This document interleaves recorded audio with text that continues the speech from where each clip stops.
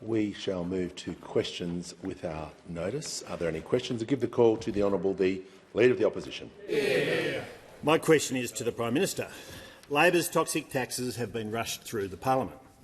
As a result, thousands of Australian women, including widows, divorcees and victims of family and domestic violence, will pay more tax. Can the Prime Minister give Australians a straight answer? How much more tax will widows, divorcees and victims of family and domestic violence pay because of the Treasurer's bungled budget? Call to the Prime Minister. Thanks, Mr Speaker. The answer is they won't. And we've made that very clear, Mr Speaker. No wonder they're struggling over there, Mr Speaker. We had a Shadow Minister earlier today speak about abandoning the Liberal Party name. She said this: "I think it's time for the Liberal Party to rebrand itself."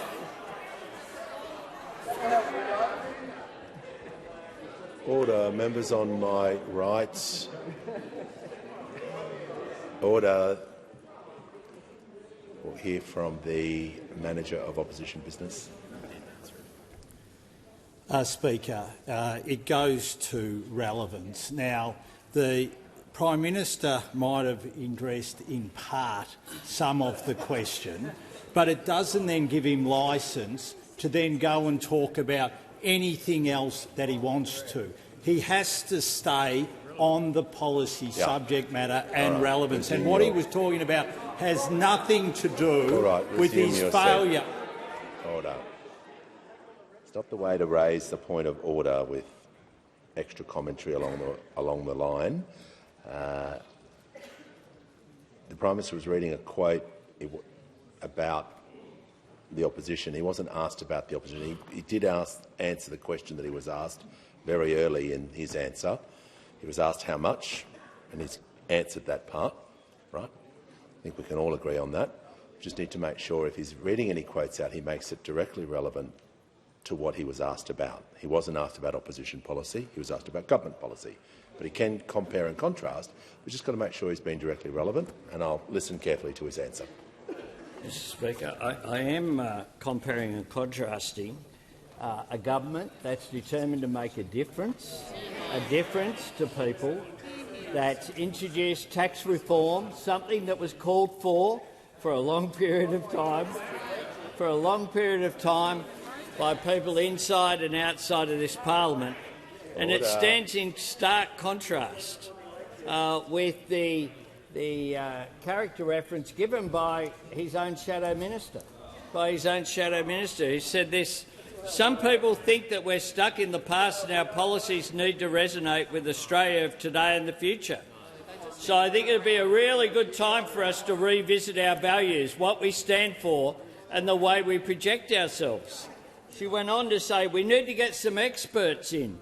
I just was inspired by Sky News." That's the problem.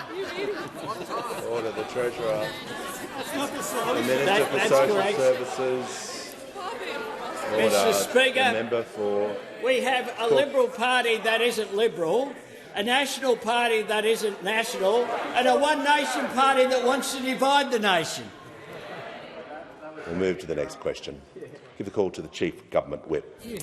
I thank you, Speaker. My question is to the Minister for Pacific Island Affairs. How is the Albanese Labor government building relationships that help deliver a safe, peaceful and prosperous Pacific and support regional and national security?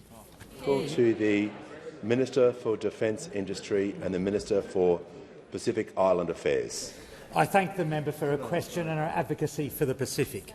Speaker, Australia turns up in the Pacific. We listen and we act on Pacific priorities. As the PM said, as a proud member of the Pacific family, we support the collective security and prosperity of the entire region. We do this because our security and prosperity depends upon a safe and stable region. And, Speaker, today marks an important moment in our relationship with Vanuatu. Nakamal is Australia's first comprehensive bilateral agreement with Vanuatu ever. I note that Nakamal is a traditional Vanuatu meeting place where communities come together. and it is so with great pleasure that we welcome Prime Minister Napat and members of your cabinet to Canberra, where this name of this city comes from the Ngunnawal word for meeting place. Ngunnawal began with a request from Vanuatu, and both countries have taken the time to ensure it delivers for both parties. Today's agreement confirms that Australia is Vanuatu's largest and most significant economic, security and development partner. Building on Vanuatu's strong participation in the PALM scheme, Ngunnawal will support skills development in Vanuatu by establishing a traineeship program with Australian recognised qualifications. Will also support Vanuatu's participation in the digital economy, all designed to focus on Vanuatu's development priorities. It recognises the existential threat posed by climate change in the Pacific and will support access to on-grid and off-grid energy for Vanuatu communities. Australia and Vanuatu share close cultural connections between our Melanesian, South Sea Islander and First Nations communities, and the Ngunnawal Agreement honours these ties and includes actions to strengthen them, especially for those affected by the historical practice of blackbirding. As is right for good friends, in the event of a natural disaster, Australia, through this treaty, commits to supporting Vanuatu with humanitarian assistance. Importantly, Mr Speaker, this is an agreement that respects the sovereignty of both Vanuatu and Australia. It recognises that Pacific security is a shared responsibility of Pacific Island Forum members. Ngunnawal formalises in a treaty Vanuatu's sovereign decision to not permit its territory to be used for any foreign military base or infrastructure, and that Vanuatu's critical infrastructure will remain free from militarisation and foreign interference. Speaker, there is no doubt that the safety and security of our region depends on the strength of our relationships. At its heart, Ngunnawal is about respect, trust and understanding. It strengthens and formalises our partnership as we walk forward together as two sovereign nations. To Prime Minister Napat and your ministers, and through them to the people of Vanuatu, I say thank you to us. Australia, more Vanuatu, Oli, Bumbai, friends forever. Australia and Vanuatu will forever be friends. Yeah. Call to the Honourable the Leader of the Opposition. My question is to the Prime Minister. The Treasurer has promised to fix Labor's new tax on widows, divorcees and victims of family and domestic violence, but he can't say how and he can't say when. When will the Prime Minister step in and clean up the Treasurer's mess?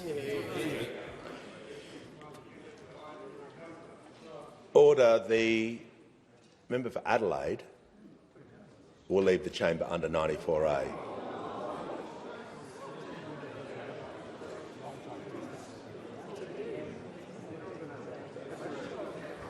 It's the same rules to everyone. The Leader of the Opposition is entitled to be heard in silence. He won't be interrupted. Prime Minister has the call. Well, it's pretty bold of the Leader of the Opposition to speak about cleaning up messes when his shadow ministers are out there saying that the Liberal Party should be dissolved and start again, which is practically what they're saying. When it comes to taxes, when his deputy leader is out there doing interviews speaking about egregious tax cuts, is what Senator Hume, the deputy leader of the opposition, she's not the leader in the Senate, she's the deputy leader of the Liberal Party, but someone else's leader in the Senate, someone else's deputy leader in the Senate. Order. It's just a schmozzle, Mr Speaker. It's a schmozzle, Mr Speaker. The member for Lyne, the Leader of the Opposition, on his point of order. Relevance, Mr Speaker. There's widows, divorcees and victims of family and domestic violence who want to know an answer to this question. Prime Minister. I gave an answer to the first question, Mr Speaker, which is that none of those people will be impacted. Member for Casey. None of them. And what we see from the Leader of the Opposition in the House of Representatives is that they are such a mess. and they talk about cleaning up, whereas the Liberal Party can't decide whether they are in favour of tax cuts or against them, because they voted against the tax cuts in the Parliament last week. They then said they were for them, and then this morning they've said they're egregious. I suggest that the Leader of the Opposition get his own act together, and we see from the glum faces behind.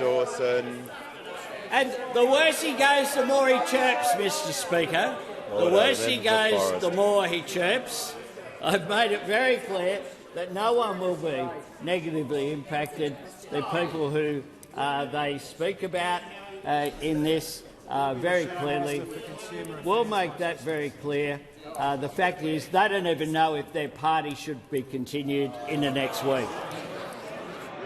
Call to order the Minister for Northern Australia. Give the call to the honourable member for Banks. Thank you, Mr Speaker. My question is to the Prime Minister. How is the Albanese Labor government strengthening Australia's world-leading social media ban, protecting children from online harm and ensuring social media companies act on their social responsibility? Call to the Prime Minister.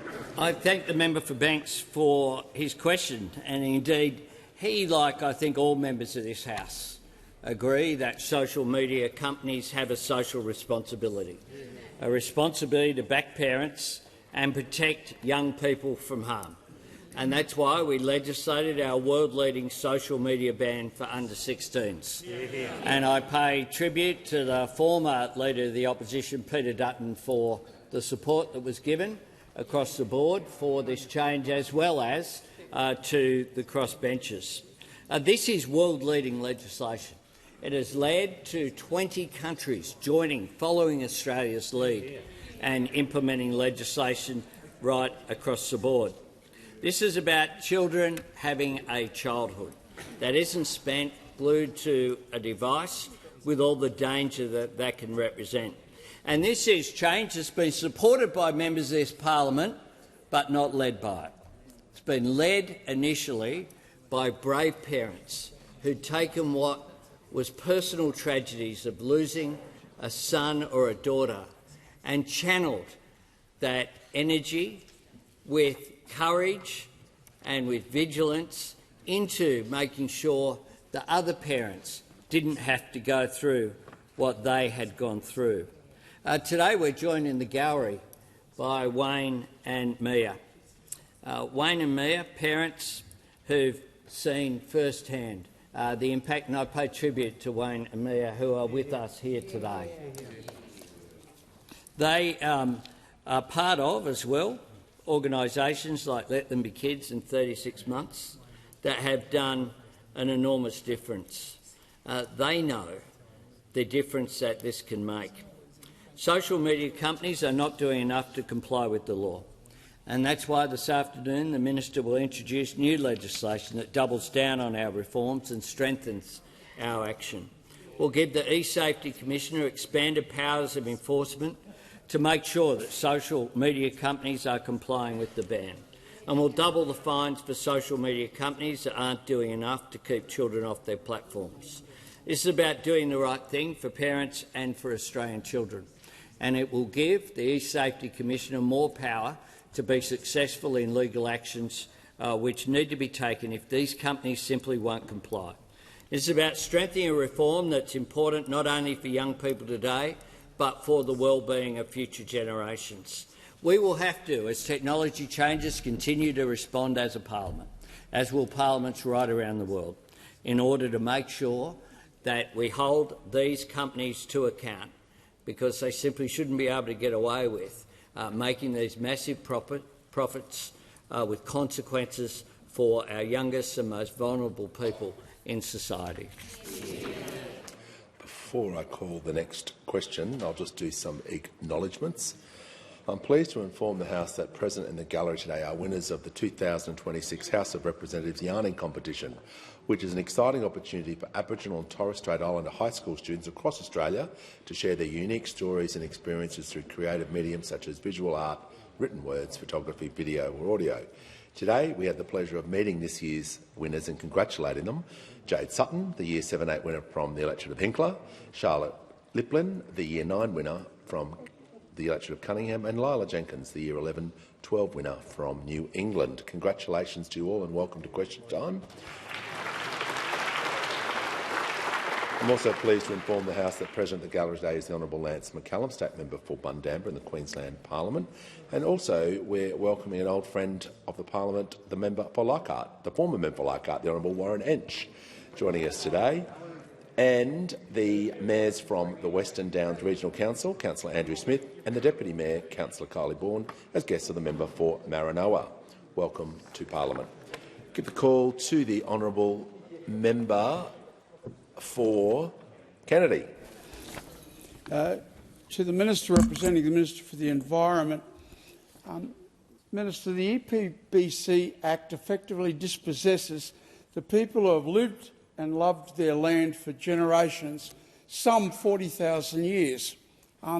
Is your government to continue lauding itself about prioritising the double-degreed ideological know-alls, save the planet agenda, or are they going to give precedent for the people who created the ALP, the people who did hard yakka for a big quid? Good call to the Leader of the House representing the Minister for the Environment, the Minister for Water. Thanks, Mr Speaker. Thanks to the member for Kennedy for the question. With respect to the EPBC Act, I'll say two things relevant to the question. The first is in terms of approval times. The approval times that we're dealing with under the new legislation are significantly improved, and meeting timelines has been a very significant shift since this government came to power. The second thing that I would point to is the legislation itself does and has always dealt with heritage listings, both national heritage listings and world heritage listings, where it's not often appreciated, do not simply deal with natural values, they deal with cultural values as well. And a large number of listings, quite specifically, include cultural values, and it has been the legal way to make sure that the principles that he has referred to in the question find their way into Australian law. Give a call to the Honourable Member for Macarthur. Thank you, Mr Speaker. My question is to the Minister for Communications. How is the Albanese Labor government strengthening Australia's world-leading social media laws to hold big tech to account? Call to the Minister for Communications and the Minister for Sport. I thank the member for Macarthur for his question and for his lifelong and sincere commitment to the health and well-being of Australian children, both in this place and outside this place. It's been just over 6 months since Australia's world-leading law creating a minimum age for social media began. So far, more than 5 million underage accounts have been deactivated or removed. According to a recent YouGov survey, 30% of young Australians aged between 13 to 15 are spending more time playing sport. 27% report better sleep. Online bullying is down 9%, and exposure to inappropriate and violent content has fallen by 18%. Australia has started to create cultural change that we can all be proud of. Despite our immense progress, I am not satisfied that tech companies are doing everything they can to keep under-16s off their platforms. The E-Safety Commissioner is actively investigating non-compliance by 5 major platforms: Facebook, Instagram, Snapchat, TikTok and YouTube. The Commissioner has found these companies are adopting a range of dirty tricks to undermine Australia's law that is straight out of the big tech playbook. It is clear, and not just to the government, but to parents, kids and teachers around the country, that social media companies are deliberately failing to comply with the law. It is clear to Mia Bannister and to Wayne Holsworth, who are in the chamber with us today, and they know all too well the harm that social media can have on young people. As Emma Mason said, we need to show the social media giants that we are serious about their compliance with Australian law and their access to our children under 16. Today, Australia is sending a message to these companies. If you want to do business in Australia, you will obey Australian laws, and if you don't, you will face the consequences. Today, the Albanese government will introduce a bill that gives eSafety more tools in their belt to take on these billion-dollar social media companies. We are doubling the maximum penalty from $49.5 million to $99 million. And we will strengthen the eSafety's information-gathering powers so they can get the evidence they need to hold these companies to account. I call on all members of parliament to come together to support the urgent passage of this bill so that eSafety can hold social media platforms to account as soon as possible. Delaying or blocking passage means delaying or blocking accountability. Let's come together. Let's get this bill passed for Mia, Emma and Wayne and the millions of parents who are relying on us. I will finish with a quote from Wayne, whose son died by suicide after he was sexually extorted online. This isn't a political football. This is about saving lives. Give the call to the honourable member for Moncrieff. Thank you, Speaker. My question is to the Minister for Housing. As a result of Labor's betrayal of trust on housing taxes, auction clearance rates are plummeting across the country. With demand collapsing in the housing market, is this Labor policy working as it was designed? Call to the Minister for Housing, the Minister for Homelessness and the Minister for Cities. Thank you so much, Speaker, and I appreciate that question from the member opposite. She asked about the legislation that passed the parliament on Thursday, Speaker, legislation that delivered every single one of Australia's 13 million workers with a tax cut, and legislation, Speaker, that for the first time puts first-home buyers in our country on a level playing field with investors. Now, Speaker, why has the government taken this action? Because we see the pain that the housing crisis is causing Australians. And instead of ignoring their problems like those opposite chose to do in the 9 years that they were in government, we are delivering real change for Australians, Speaker. Now, Speaker, with regard to the impact on house prices, I think the parliament is very well versed on this one. In the medium term, the advice from Treasury is that house prices in Australia will continue to rise, but a little bit more slowly than they otherwise would have. There's a lot that goes on into house prices, Speaker, and interest rates being the dominant factor. Speaker, I hope and I expect that those opposite understand that the Treasury modelling showed a slightly slower growth rate of about 2 percentage points slower than otherwise would have been the case, Speaker.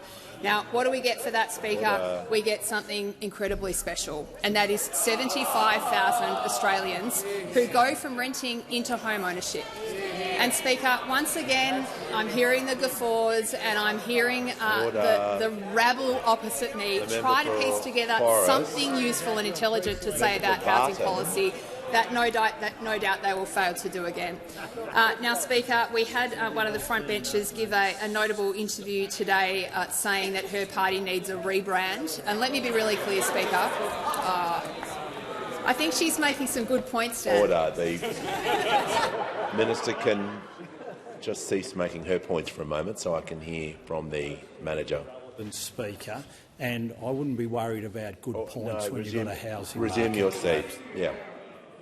I'm not going to slide into bad habits with just comments. You make the point on relevance. The Leader of the Opposition and the manager have done so, but you're not going to take advantage of the standing orders, so we'll just rein that in a little bit.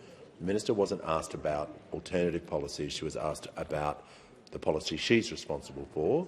She can do some compare and contrast, but she just can't start randomly talking about the opposition because she wasn't asked about the opposition and their name or anything to do with that. She was asked about responsibility she's for. So the manager is correct. I'm upholding his point of order, and I just want to make sure you return back to the question. Absolutely, Speaker. Very happy to do so. And I'm simply making the point, Speaker, that we've got front benchers openly saying that they need to rethink the existence of their political party. On this side of the parliament, we're living a very different experience, Speaker. We don't need any experts to tell us what the great Australian Labor Party stands for, Speaker. We stand for equality, we stand for aspiration, and we stand for first home buyers of our country getting the fair go that they deserve. Give the call to the honourable member for Swan. Thank you, Mr Speaker. My question is to the Treasurer. How is the Albanese Labor government helping with cost of living and helping Australians get ahead? And how does that compare to other approaches? Give the call to the Treasurer. Thanks, Speaker. The member for Swan's a really valued member of our team, and I thank her for her question. This government and this Prime Minister is delivering cost of living help, and we are delivering real change at the same time. You can see that in our tax reforms. You can see that in the cost of living help, which kicks in from this Wednesday, the 1st of July. Our tax reforms are all about cutting taxes for workers, helping first home buyers and making the tax system fairer.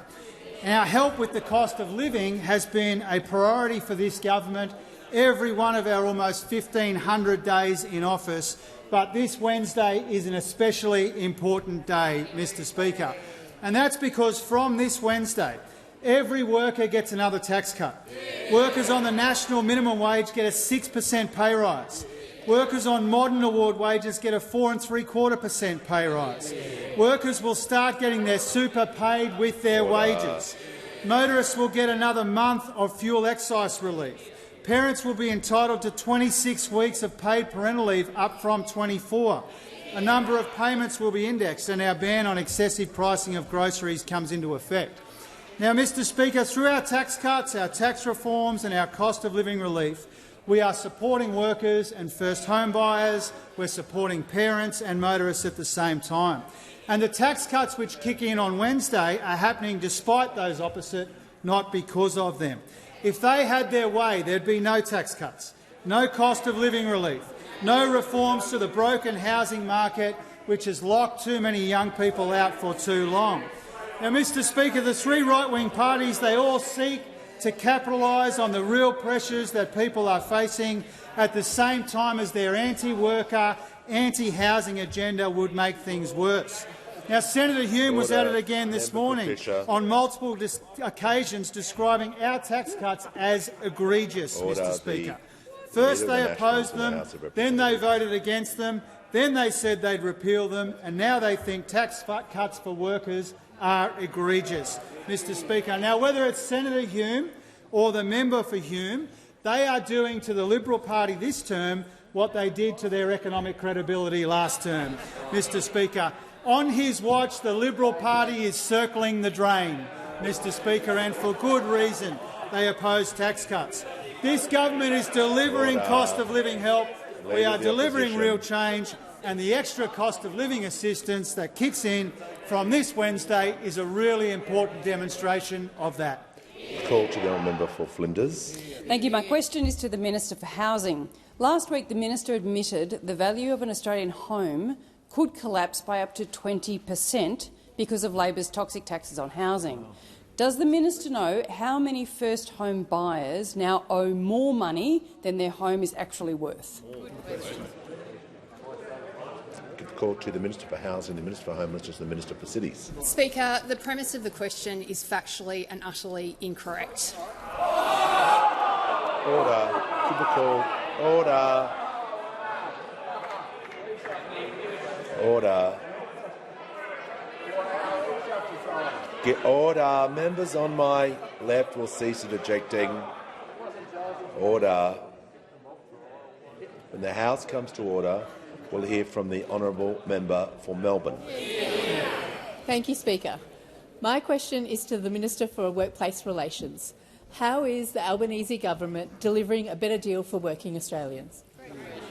Call to the Minister for Employment and the Minister for Workplace Relations. Thank you, Speaker. I'd like to thank the member for Melbourne for her question, but also for her absolute day-to-day commitment to see working Australians earn more and keep more of what they earn. It's this Labor government that is committed to deliver real change for working Australians. And this includes our commitment to get wages moving for working Australians. And one of the ways we're achieving this is advocating year on year for wage increases for minimum award wages. And I'm really pleased to inform the House that from this Wednesday, award wage workers will see a 4.75% increase. and the minimum wage workers will receive a 6% wage increase. This means for the first time the average weekly national minimum wage is more than $1,000 a week. These pay increases represent a real wage rise for nearly 3 million Australian workers. And it means that from Wednesday, award-reliant workers like Monica, a community support worker from Victoria, will receive more cost-of-living help.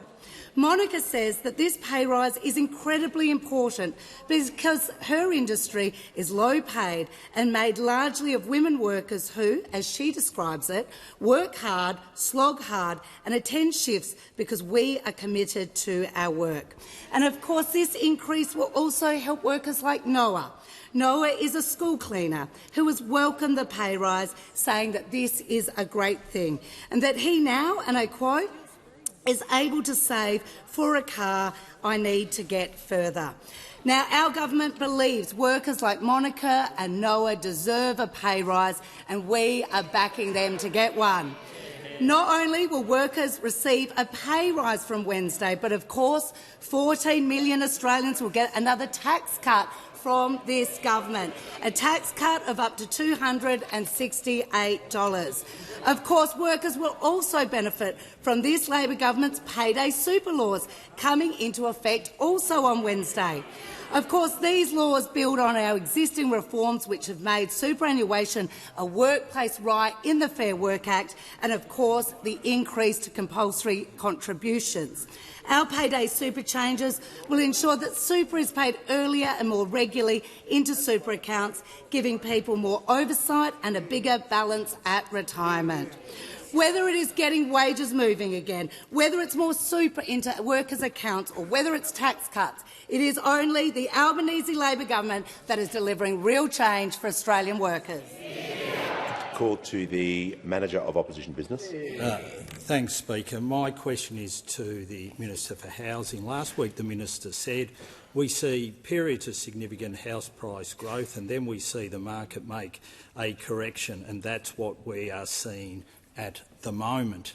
Does the Minister know how many first-home buyers now owe more money than their home is worth? Give a call to the Minister for Housing, the Minister for Homelessness and the Minister for Cities. Speaker, again, I'm asked about the legislation that passed the parliament on Thursday. And, Speaker, that legislation was about three really simple things. It was about giving every single worker in our country a tax cut. It was about levelling the playing field so first-home buyers have the opportunity that they deserve. And it was about building a fairer tax system for the country. Now, Speaker, I've spoken to the parliament before about the Treasury modelling that supported these changes. The Chief Government Whip will cease interjecting. The Minister will pause. The Manager on a point of order. Get to the point of order. Goes to relevance, Speaker, and this question was very specific. There was a quote from the Minister and then the question was asking about first-home buyers and negative equity, and I would ask the Minister to directly answer the question as she should. Oh, the member for Macarthur will leave the chamber under 94A. Sure, what's going up the back there today with everyone just...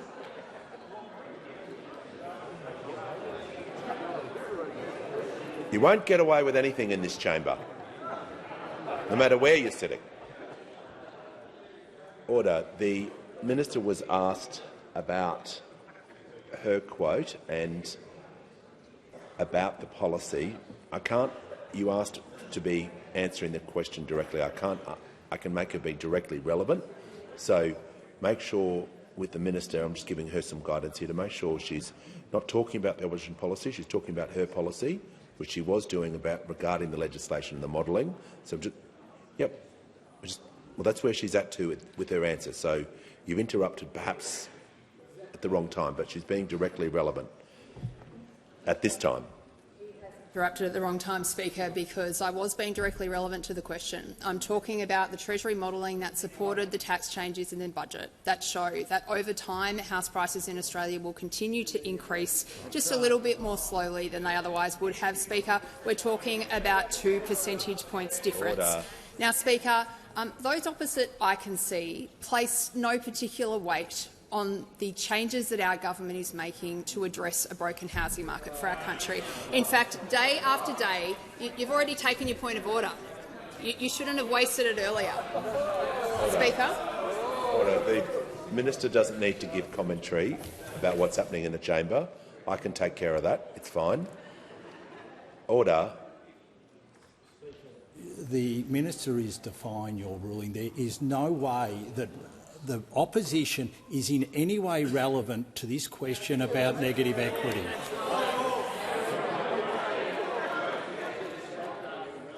Order. Look, if the Minister can conclude her answer, it's probably going to assist the House or be directly relevant. I don't want to sit her down, but if she has got nothing else to say, she should think about winding up her answer. Otherwise, we can't be here all day taking these points of order from the opposition, and we'll move to the next question. I understand completely, Speaker. Speaker, the tax changes that I was asked about are going to help 75,000 rental households into first home ownership. Those opposite may place no particular weight on that, Speaker, but we are proud of that change, and it's an important one for our country. Order. Give the call to the honourable member for Newcastle. Thank you. My question is to the Minister for Social Services. How is the Albanese Labor government delivering on our commitment to strengthen paid parental leave? And why is this so important? And what are the risks to this? Call to the Minister for Social Services.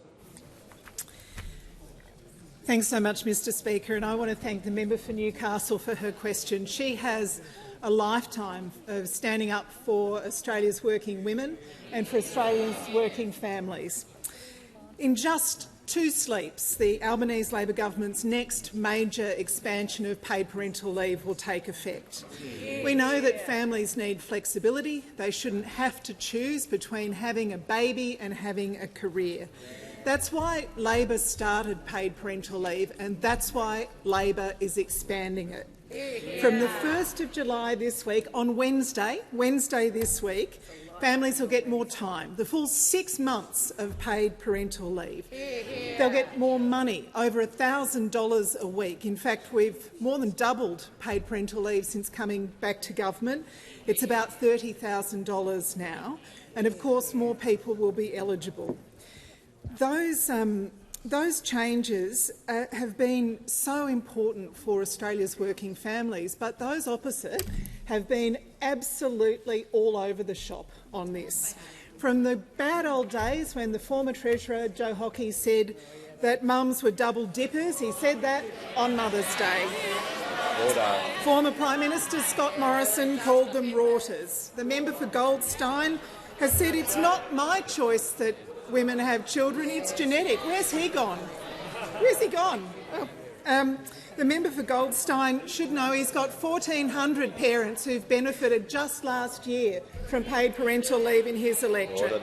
And now we've got Senator Hanson and One Nation wanting to strip away workers' rights, and again all over the place on whether they support paid parental leave from 2017 onwards, saying things like women only get themselves pregnant for the money. And you would think, say, Senator Hanson, 50,000 parents in Queensland benefited last year from paid parental leave.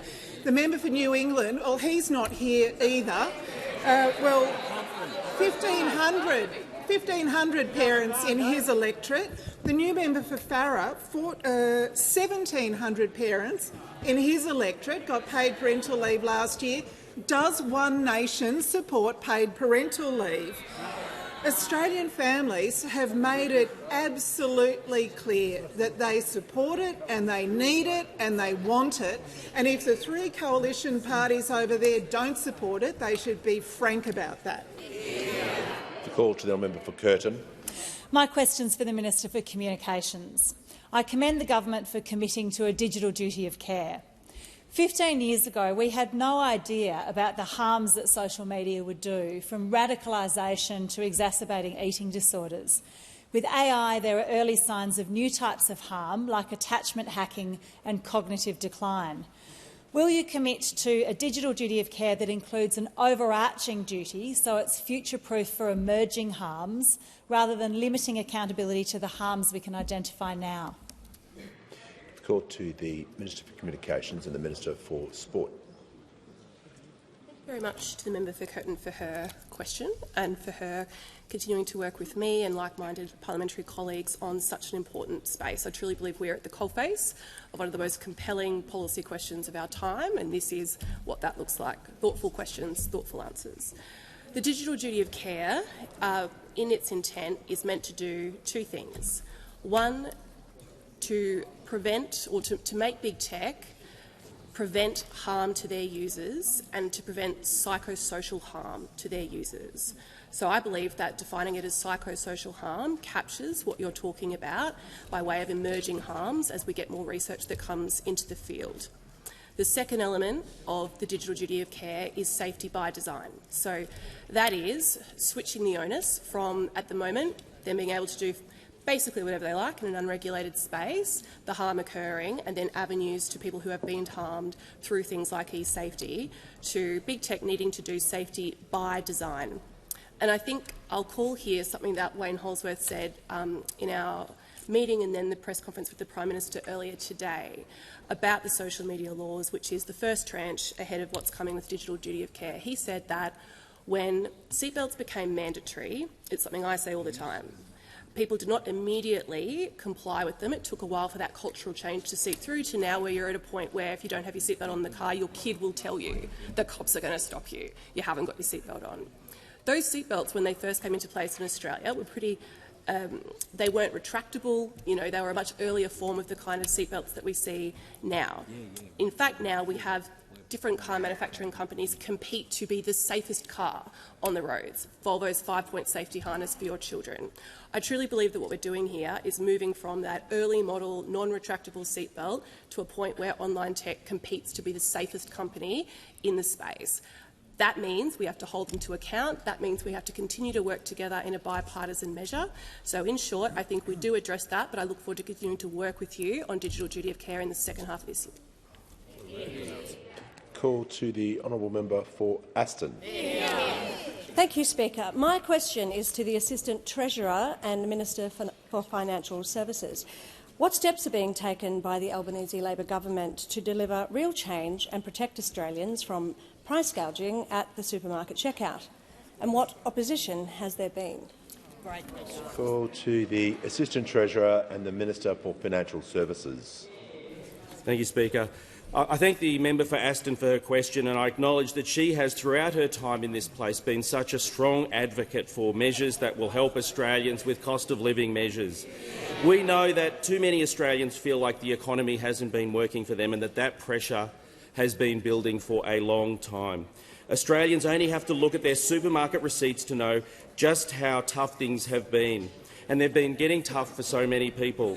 That's why we're delivering real reform that will make a difference at the supermarket checkout. And can I acknowledge the hard work of the Assistant Minister for Productivity and Competition, who has been responsible for leading so many of the measures that I'm going to outline in this answer.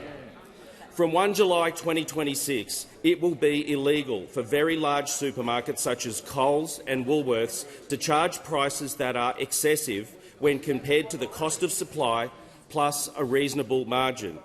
Our new laws are intended to ensure that prices more closely reflect what would occur in a competitive market, protecting Australian consumers. The Australian Competition and Consumer Commission will enforce these laws. Any retailers found to be in breach will face a fine the greater of $10 million, 3 times the value of the benefit derived, or 10% of annual turnover during the preceding 12 months.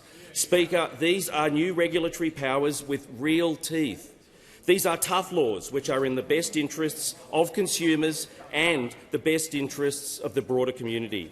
These are part of the Albanese government's broader agenda to boost competition and protect Australian consumers at the checkout, including strengthening the unit pricing code, including measures to tackle shrinkflation, implementing the ACCC's recommendations to improve transparency in relation to prices, price trends, promotions and loyalty programs in the sector, providing the ACCC with over $30 million to address harmful or misleading conduct in the supermarket and retail sectors, launching the Supporting Fresh Produce Suppliers Food and Grocery Code Education Program, which provides $2 million in grants to help fresh produce suppliers gain the skills they need to stand up to the big supermarkets, and making the Food and Grocery Code mandatory with multi-million-dollar penalties for serious breaches, something which hadn't happened under a decade of those opposite. It's something those opposite actually opposed. The opposition on these issues and so many other issues is the party of the status quo, the party standing in the way of good reform, as we saw yet again last week. This government is delivering reforms that will result in concrete improvements in people's everyday lives. We're delivering real change and protecting Australians from price gouging at the supermarket checkout. Call to the honourable member for Mallee.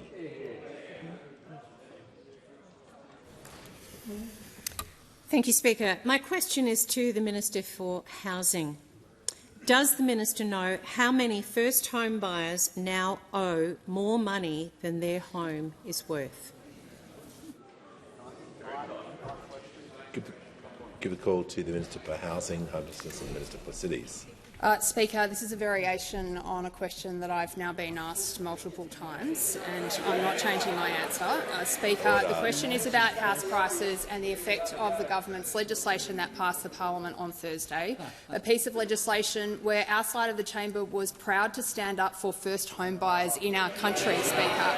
And it's not the only way that we're doing it, Speaker. Of course, this is part of a massive housing agenda that our government is implementing to try to fix a broken system, Speaker. And let me be really clear about this. We've got yet another question time where those opposite come into question time again and again, uselessly defending a status quo that every other person in our country can see is broken. And I say to those opposite, Speaker, as I said to them last week, we have got a home ownership rate in this country falling through the floor. Minister will pause. The member for McNamara and the member for Spence. It's the member for Spence. I apologise, member for McNamara. Is now warned. The member for Mallee. On relevance, the question was extremely tight. How many first home buyers now owe more money than their home is worth? Order. The Leader of the House. To the point of order, Mr Speaker, it has always been the case in a question like that that if you are relevant to the topic area, which is the situation of first home buyers, it's in order. Yeah, and I can appreciate the member for Mallee and other members may wish want a number or figure, and we've had this many times before.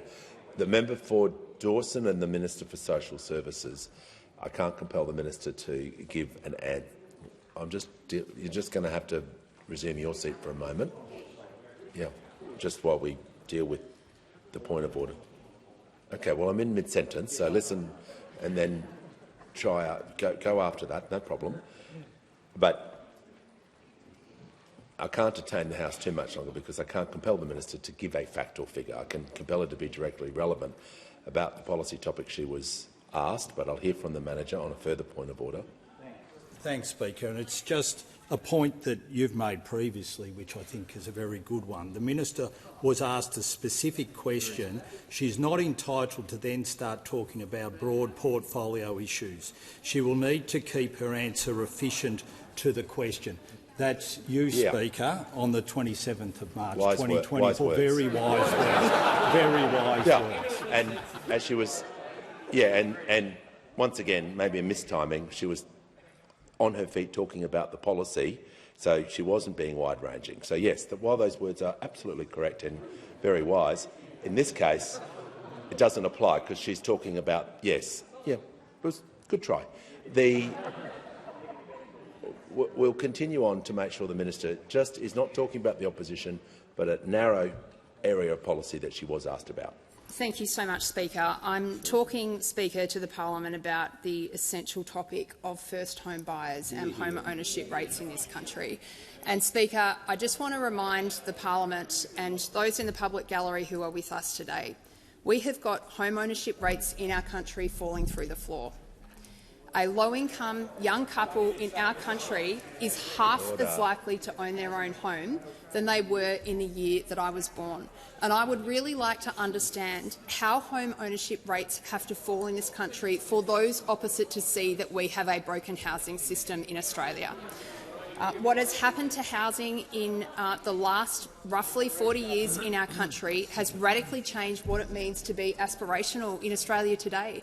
Speaker, we've got poll after poll telling us that the majority of Australia's young people believe they will never be able to own a home, their own home in our country. This used to be, Speaker, the party of home ownership. Now they're talking about having to get experts in to tell them what they believe in. Now, Speaker, I just finished by... Order.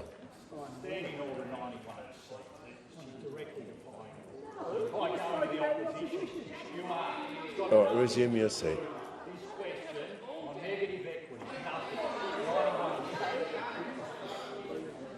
Yeah, we're just going to get the minister to wrap up her answer.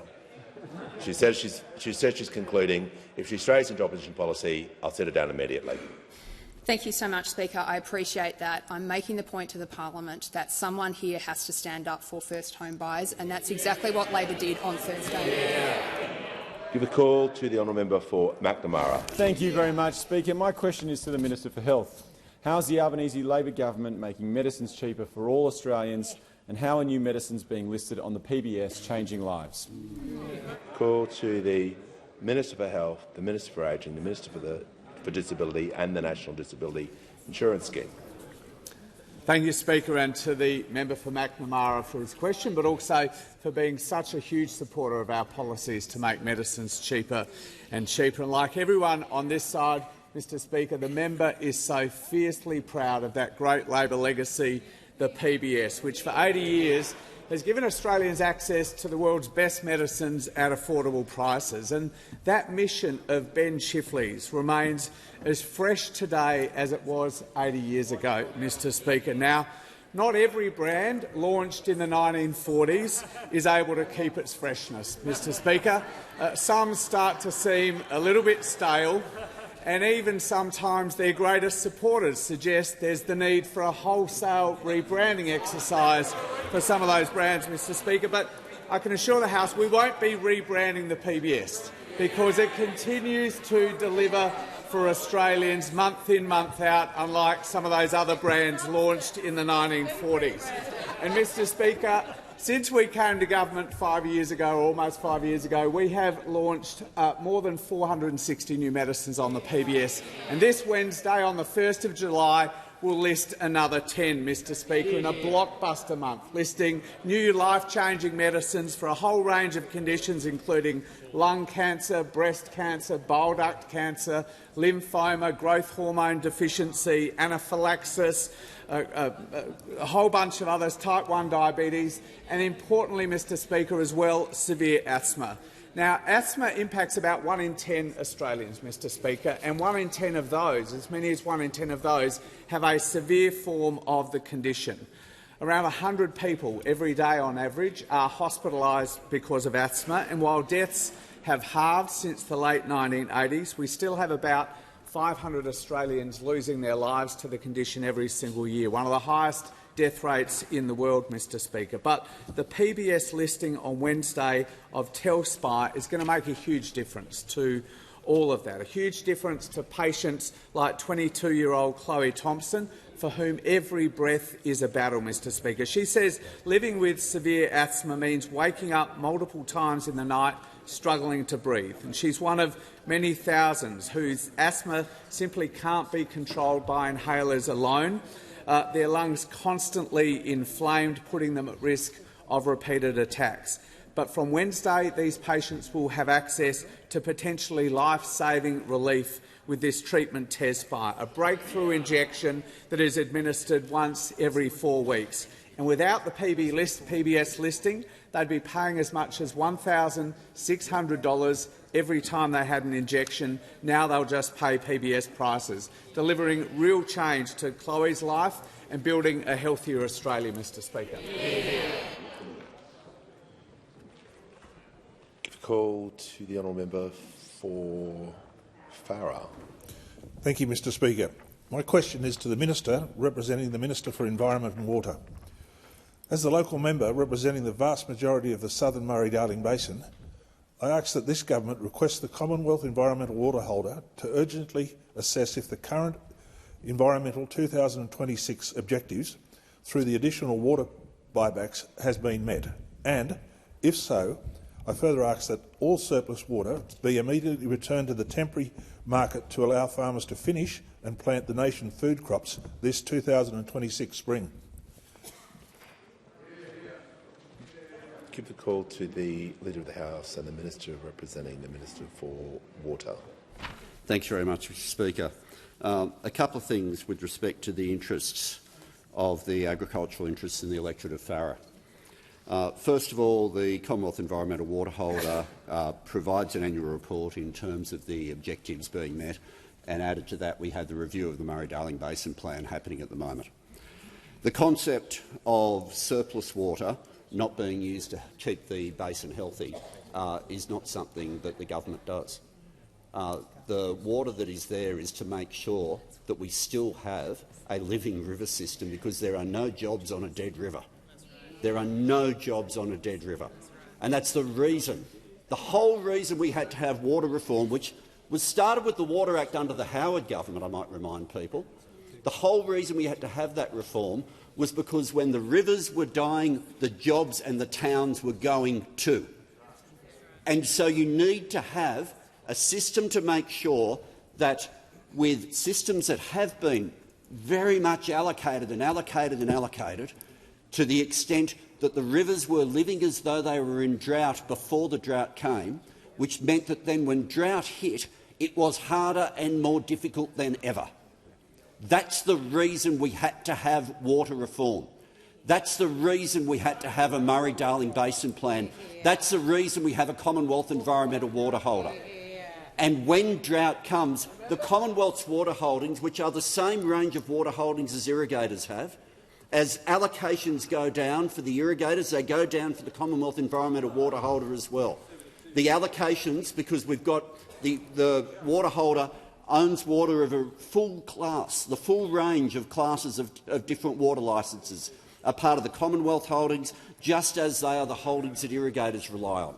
But you do not want to go back, no one should want to go back to what the system was like before we had this water reform, before the government had the chance with the Commonwealth Environmental Water Holder to make sure that there was an irrigator there who was making sure the system itself stayed healthy. Because if it doesn't happen, you then get an increase on the black water events, on all the different events that make the water unusable as well for the irrigators at the same time that it's killing the ecosystem and the natural environment. That's why we had to have water reform. Call to the honourable member for Leichhardt. My question is to the Minister for Multiculturalism. What is the Albanese Labor government going to do to ensure that every Australian, no matter where they come from, has the opportunity to succeed? What could put this approach at risk? Good. Call to the Minister for International Development, the Minister for Small Business and the Minister for Multicultural Affairs. Thank you very much, Mr Speaker, and I do want to thank the member for Leichhardt for his question. But if I may, I'd also like to recognise the member for Leichhardt for the way in which he stands up for all Australians, as do all members of this government every time they come in here and vote for fairness and a better way for all Australians. Mr Speaker, aspiration is at the heart of the Australian story, the aspiration to build a better future for themselves and for their children. And our government believes that whether you were born here or whether you came here, no matter what language you speak at home, what faith you practice or where you live, every single Australian deserves the opportunity to participate, to contribute and to succeed. Because when we say that Australia is one of the most successful multicultural nations in the world, that is what we mean. Equality of opportunity to realise aspirations and a shared sense of identity and a sense of belonging. And that's why we're delivering real change for all Australians, Mr Speaker. Paid parental leave, tax cuts for all workers, not just some, but every single worker, raising the minimum wage for low-wage workers, a fairer education system where every child gets the opportunity to realise their potential, strengthening Medicare, cheaper medicines, urgent care clinics right across the nation. We know that a strong sense of belonging is critical to people being able to participate and contribute, that aspiration can only flourish when people have that sense of belonging. Now, the three right-wing parties would have you believe that Australia is weakened by our diversity, a diversity that is etched in our landscape and in our history, diversity of our First Nations peoples and those who came across the seas, from the Cameleers to the convicts and settlers, the post-war migrants and refugees, and the generations of migrants since. Small business owners, skilled workers, families, communities, nation builders. Diversity that is quite simply who we are. And yet the Leader of the Opposition cannot even bring himself to defend our diversity or our multiculturalism. And that should tell us everything about the Leader of the Opposition and the three right-wing parties, because even as they fight among themselves about who they are or what they stand for, one thing is clear, Mr Speaker. They believe in aspiration for some, but we believe in aspiration for all Australians. Call to the Prime Minister. Thanks, Mr Speaker. I ask further questions. You can post the notice paper.